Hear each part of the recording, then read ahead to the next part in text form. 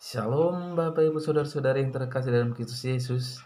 Kita bertemu lagi di hari ini, hari Selasa tanggal 23 Juni tahun 2020 dalam hal mendengarkan sapaan Tuhan. Namun sebelumnya mari kita bersatu dalam doa.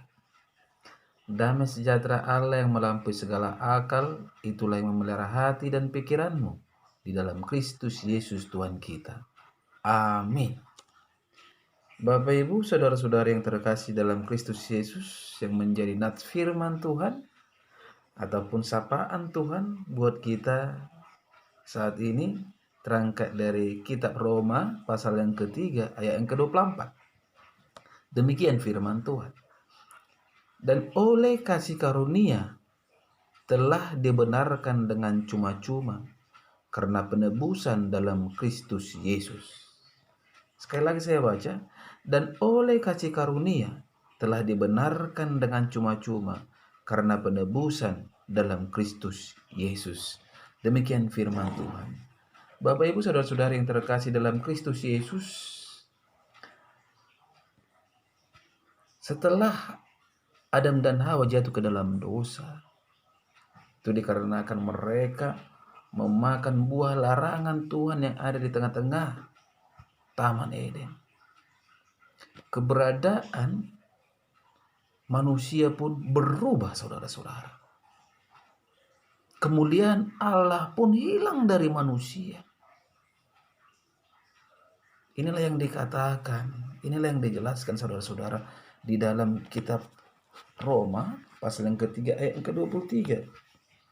Demikian firman-Nya. Karena semua orang telah berbuat dosa dan telah kehilangan kemuliaan Allah. Perbuatan dosa, saudara-saudara, membuat Adam dan Hawa kehilangan kemuliaan Tuhan. Manusia kehilangan gambar Allah. Artinya manusia mengalami keterpisahan dengan Allah. Gambar Allah atau imago Dei telah rusak, saudara-saudara, yang sering dikatakan the total depravity.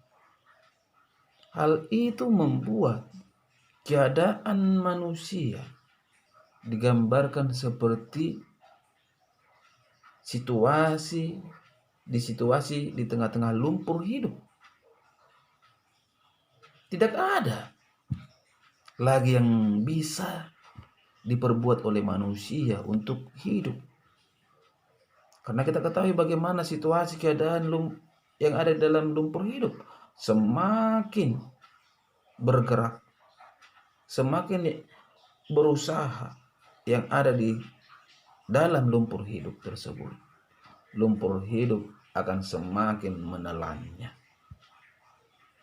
Kalau begitu, bagaimana cara agar manusia itu selamat dari lumpur tersebut? Saudara-saudara yang terkasih dalam Kristus Yesus, caranya hanya satu. Harus ada yang datang menolong,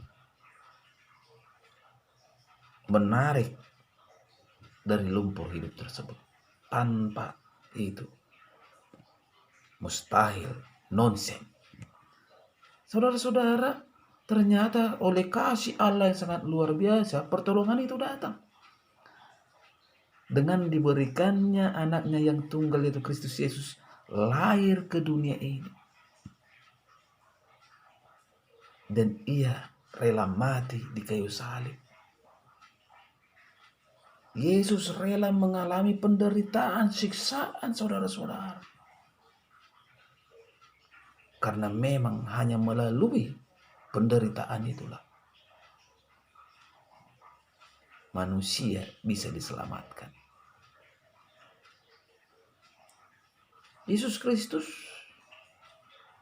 telah ditentukan Allah untuk menjadi penebus kita.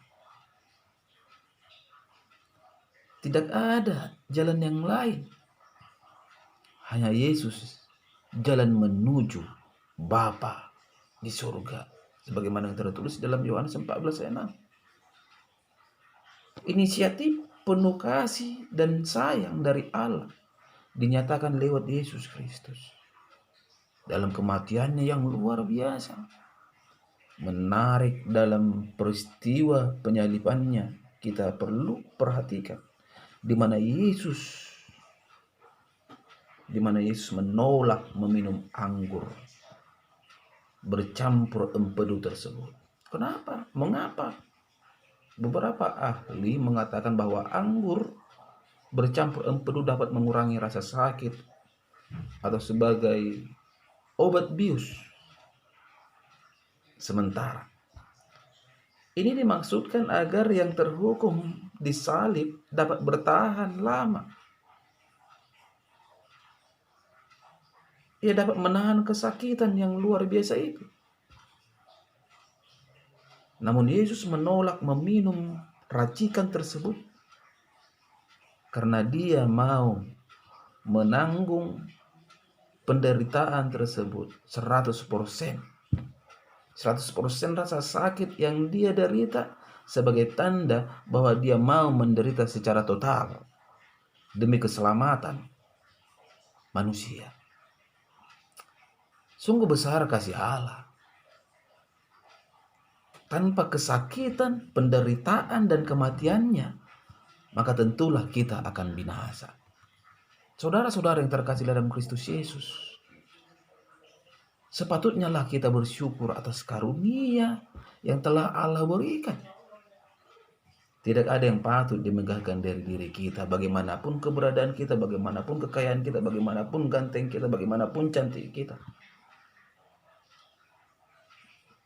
Karena pada dasarnya kita adalah manusia yang berdosa, yang berupa upah kematian yang selama-lamanya. Namun oleh kasih karunia Allah, kita beroleh kehidupan. Hanya karena kasih karunia Tuhanlah kemuliaan Allah yang telah hilang dikembalikan, sehingga kita beroleh upah keselamatan yang selama-lamanya. Untuk itu jangan pernah sia-siakan kasih Tuhan yang luar biasa tersebut. Dia telah menderita, dia telah mati untuk hidup kita. Dalam setiap hari yang Tuhan berikan, mari kita pakai waktu untuk memperlihatkan bagaimana harga perbuatan Tuhan demi keselamatan kita. Jangan tunjukkan, jangan perlihatkan, jangan saksikan bahwa perbuatan Tuhan yang sangat luar biasa itu adalah perbuatan rendah. Tetapi saksikan, perlihatkan, tunjukkan melalui kehidupanmu perbuatan Tuhan, karya Tuhan, usaha Tuhan, sangat mahal harganya. Amin. Kita berdoa. Bapa di surga, terima kasih atas kebenaran dari firman-Mu yang mengajak kami untuk memahami bagaimana keberadaan kami manusia. Tanpa kasih karunia-Mu, kami tidak akan beroleh kehidupan. Tuhan Yesus yang baik, mari Engkau berkati kami, sehingga kami kuat dimanapun kami berada, Bapa, melalui kebenaran firman-Mu yang bisa bertumbuh, berurat dalam hidup kami, melalui pribadi kami, nama Tuhan bisa dipermuliakan. Amin. Salam buat kita semua.